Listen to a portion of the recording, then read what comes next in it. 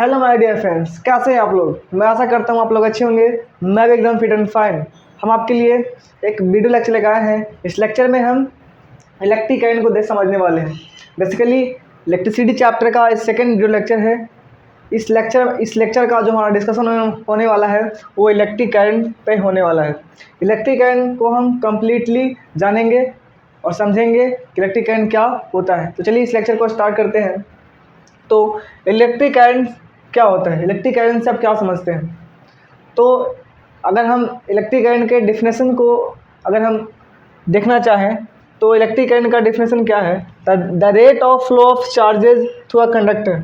Conductor क्या होता है, तो कंडक्टर वो सब्सटेंस होता है जिसके थ्रू इलेक्ट्रिसिटी पास करता है। इलेक्ट्रिसिटी यानी कंडक्टर क्या होता है, कंडक्टर वो सब्सटेंस है जिसके थ्रू इलेक्ट्रिक करंट पास होता है। यानी किसी कंडक्टर जिस सब्सटेंस के थ्रू इलेक्ट्रिक करंट पास होगा उसको क्या बोलेंगे, कंडक्टर।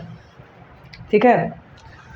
तो how you can define electric current, तो the rate of flow of charges through a conductor is called electric current.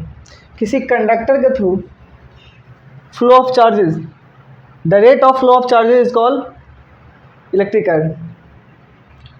इस चीज़ को इलेक्ट्रिक करंट को समझाने के लिए मैंने एक कंडक्टर लिया है। सपोज इसको मान लीजिए आप, ये वायर है। क्या है, ये वायर है। This is wire. ठीक है। इस वायर का एक हमने क्या लिया है, एक क्रॉस सेक्शन लिया है। इस क्रॉस सेक्शन से मैंने क्या देखा, एक सेकेंड्स में यानी यूनिट टाइम में कितने नंबर ऑफ इलेक्ट्रॉन्स इस क्रॉस सेक्शन से पास हुए। तो यूनिट सेकेंड्स में जितने नंबर ऑफ इलेक्ट्रॉन्स इस पर्टिकुलर सेक्शन से क्रॉस होंगे उसी को हम क्या बोलेंगे, इलेक्ट्रिक करंट। उसी को क्या बोलते हैं, इलेक्ट्रिक करंट। यानी electric current charge upon time. अगर किसी चार्ज को टाइम से डिवाइड कर दिया जाए तो वो क्या देता है, तो इलेक्ट्रिक करंट देता है। यानी the rate of flow of charges through a conductor. किसी कंडक्टर में चार्जेस के फ्लो का रेट, चार्जेस के फ्लो का रेट क्या कहलाता है, इलेक्ट्रिक करंट कहलाता है। ठीक है। अब इलेक्ट्रिक करंट को डिनोट किससे करते हैं, हर एक फिजिकल क्वांटिटी को डिनोट करने का एक सिंबल होता है। तो इलेक्ट्रिक करंट को हम डिनोट करते हैं आई से, कैपिटल आई से। It is denoted by I. Capital I से क्या करते हैं, इलेक्ट्रिक करंट को डिनोट करते हैं। तो mathematically electric current is equal क्या होता है, तो electric current is equal to Q upon time. Q क्या यहाँ पर, तो क्यू यहाँ पर है चार्ज। क्यू क्या है यहाँ पर, दिस इज चार्ज। और टी क्या है, दिस इज टाइम। तो अगर आप चार्ज को टाइम से डिवाइड कर दीजिएगा तो that will give electric current. वो क्या देगा, इलेक्ट्रिक करंट देगा। If I am talking about the unit of electric current, तो यूनिट ऑफ इलेक्ट्रिक करंट को जानने से पहले हम अभी हमने क्या देखा कि जो आई होता है क्यू अपॉन टाइम के इक्वल होता है।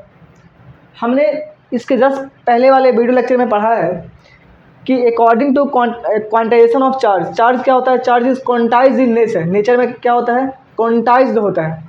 तो वहाँ से हमने देखा था कि जो क्यू होता है, क्यू जो होता है that is equal to N की इक्वल होता है।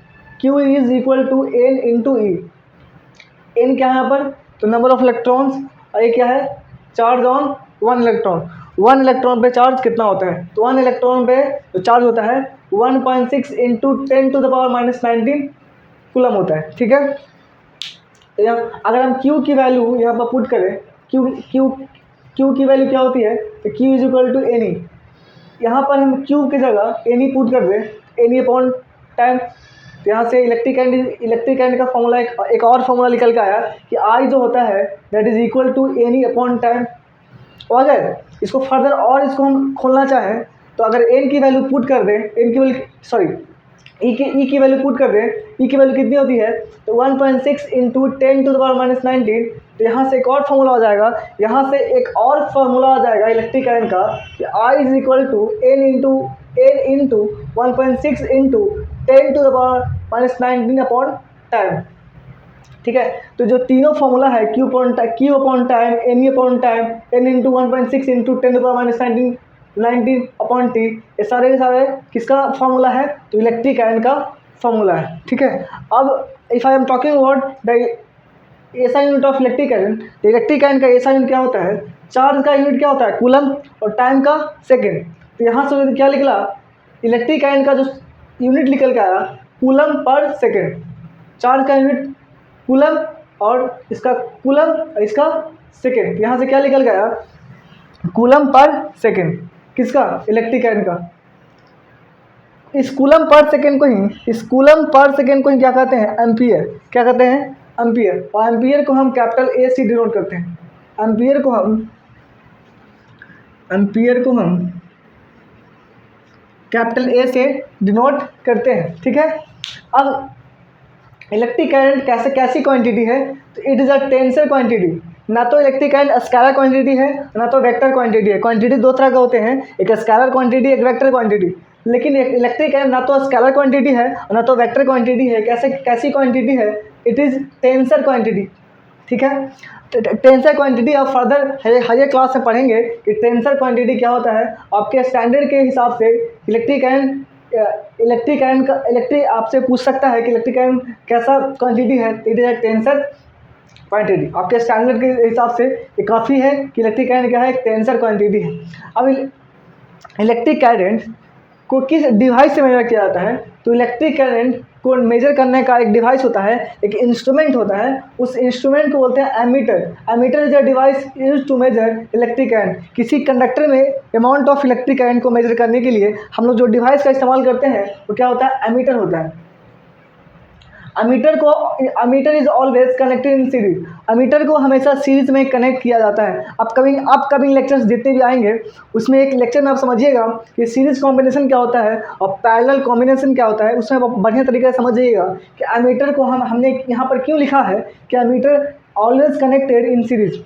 हमने यहाँ पर क्यों लिखा है कि अमीटर को सीरीज में ही कनेक्ट किया जाता है, वो अपकमिंग लेक्चर्स में आपको समझ में आ जाएगा। इस लेक्चर में आप इतना ही समझिए कि जो अमीटर जो होता है वो एमीटर को हमेशा सीरीज में कनेक्ट किया जाता है। अब silver is the good conductor of electricity. आपको पता है कि जो सिल्वर होता है गुड कंडक्टर ऑफ इलेक्ट्रिसिटी होता है, यानी सिल्वर क्या होता है, it is a good conductor of electricity, ठीक है। अगर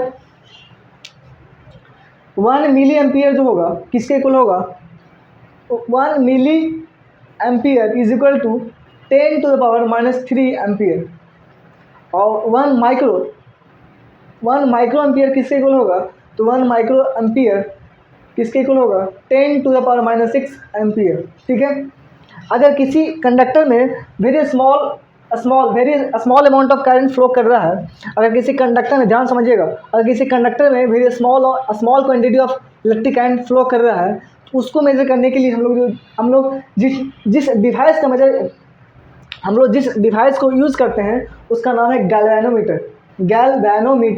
तो galvanometer is the device which is used to measure very small current flowing through a conductor. किसी कंडक्टर में जो very small amount of electric current is flowing through a conductor can be measure with the help of a device which is known as galvanometer. इसको क्या बोलते हैं, galvanometer कहते हैं, ठीक है। अब electrons, direction of flow of electrons का डायरेक्शन का फ्लो इधर की ओर है। तो आपको ये पता होना चाहिए कि अगर इलेक्ट्रॉन्स का मूवमेंट अगर इधर होता है तो इलेक्ट्रिसिटी का मूवमेंट जस्ट अपोजिट होगा, यानी the direction of flow of electrons is opposite to the direction of flow of electric current. अगर मान लीजिए सपोज ये कंडक्टर है, इस कंडक्टर में इलेक्ट्रिक करंट इधर की ओर फ्लो कर रहा है, इलेक्ट्रॉन्स अगर इधर की ओर फ्लो कर रहा है तो इलेक्ट्रिक करंट किधर की ओर फ्लो करेगा, इधर की ओर। एक कन्वेंशन है, हमने मान लिया है, वर्षों से लोग मानते आ रहे हैं, तो मैंने भी मान लिया है, ठीक है। तो अगर इलेक्ट्रॉन्स का मूवमेंट इधर तो इलेक्ट्रिक करंट का मूवमेंट इधर, ठीक है। कन्वेंशन है, रीति रिवाज है, वर्षों से लोग मानते आ रहे हैं, तो मैंने भी मान लिया, ठीक है। अब एक इसी कॉन्सेप्ट पे एक न्यूमेरिकल है, उस न्यूमेरिकल को हम लोग देखते हैं कि इस न्यूमेरिकल को कैसे बनाया जाता है। तो जब भी न्यूमेरिकल्स दिया जाए तो आपको कई लेक्चर्स में मैंने बताया आपको कि न्यूमेरिकल्स में जो भी डेटा दिया गया है उन डेटा को पहले लिख लीजिए, उसके बाद फर्दर प्रोसीड कीजिए। तो इसमें हम लोग पढ़ते हैं, इस न्यूमेरिकल को पढ़ते हैं कि इस न्यूमेरिकल में क्या निकालना है और क्या दिया गया है। An electric iron draws a current of 0.5 ampere. When voltage is 200 V 200 volt, calculate the amount of charge flowing through it in 1 hour. यानी एक इलेक्ट्रिक आयरन है जो 0.5 एम्पियर यानी 0.5 एम्पियर करंट को ले रहा है और वोल्टेज कितना मिल रहा है उसको, तो वोल्टेज मिल रहा है 200 वोल्ट। तो आपको क्या निकालना है, calculate the amount of charge flowing through it in 1 hour. तो एक आवर में कितना अमाउंट ऑफ चार्ज इस आयरन में फ्लो करेगा वो आपको निकालना है। सिंपली आपको चार्ज निकालना है। क्या निकालना है, चार्ज। तो पहले गिवन डेटा लिखना है हमें। क्या लिखना है, गिवन डेटा क्या क्या दिया गया है। तो यहाँ पर दिया हुआ है इलेक्ट्रिक करंट कितना दिया हुआ है, 0.5 एम्पियर। ठीक है। एंड वोल्टेज कितना दिया हुआ है, तो वोल्टेज दिया हुआ है 200 volt. Calculate the amount of charge निकालना है, क्यू निकालना है। और क्या दिया हुआ है, तो टाइम दिया हुआ है। टाइम कितना दिया हुआ है, 1 hour. Time is 1 hour. Charge निकालना है। तो चार्ज निकालने का फॉर्मूला क्या होता है, तो यहाँ से हम लोग जानते हैं एज वी नो दैट हम लोग जानते हैं कि आई होता है क्यू अपॉन टाइम के इक्वल होता है। ठीक है।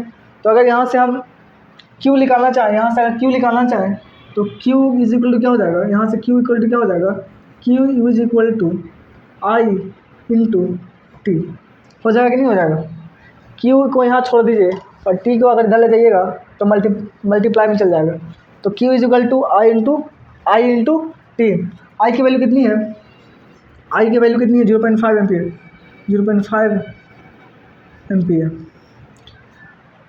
0.5 एम्पियर। अब यहाँ टाइम आवर में दिया हुआ है, हमें सेकंड में चाहिए। तो 1 आवर में कितना मिनट होता है, तो 1 आवर में 60 मिनट होता है। और 60 मिनट में कितना सेकंड होता है, यानी 1 आवर को मिनट में कन्वर्ट करने के लिए 60 से मल्टीप्लाई, और मिनट को सेकंड में कन्वर्ट करने के लिए फिर से 60 से मल्टीप्लाई। यहाँ से कितना आएगा, 3600 सेकंड। यानी एक आवर में 1 आवर में कितना होगा, 1 आवर में कितना सेकंड होगा, तो 3600 सेकंड। यहाँ पर पुट कर दीजिए 3600 सेकंड। एक जगह से चला गया तो यहाँ से कितना आया, हमारा आंसर कितना आएगा, तो यहाँ से हमारा आंसर आएगा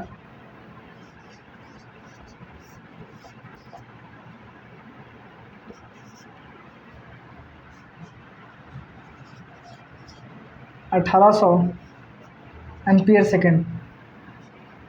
यानी चार्ज कितना आया, चार्ज यहाँ से कितना आया, तो चार्ज यहाँ से आया 1800 एम्पियर सेकेंड। तो आपको यहाँ पर लग रहा होगा कि अभी आपने बताया कि चार्ज का यूनिट क्या होता है, कूलम होता है, और आपने लिखा है एम्पियर सेकेंड। तो एम्पियर सेकेंड्स को ही कूलम कह सकते हैं, कूलम। यहाँ से आप यहाँ से आप लिख सकते हैं। यहाँ से बहुत ही कभी कॉम्पिटिटिव एग्जामिनेशन में पूछ देता है कि इलेक्ट्रिक चार्ज का यूनिट एम्पियर सेकेंड्स होता है कि नहीं होता है, तो होता है। कूलम को ही एम्पियर सेकेंड कहा जाता है। तो चार्ज का यूनिट कूलम भी होता है और चार्ज का यूनिट एम्पियर सेकेंड भी होता है। तो आज के लिए इतना ही। बाकी के जो रिमेनिंग जो टॉपिक्स हैं वो अपकमिंग लेक्चर्स में आते रहेंगे। And thank you very much for watching my video.